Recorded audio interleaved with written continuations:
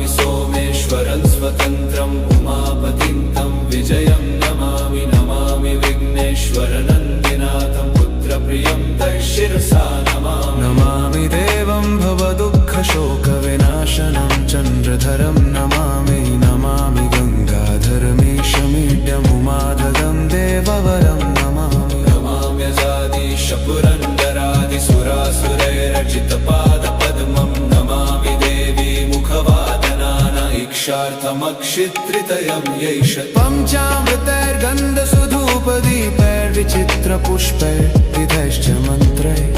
अन्नप्रकारैः सकलोपचारैः सम्पूजितं सोममहं नमामि नमामि शम्भुं पुरुषं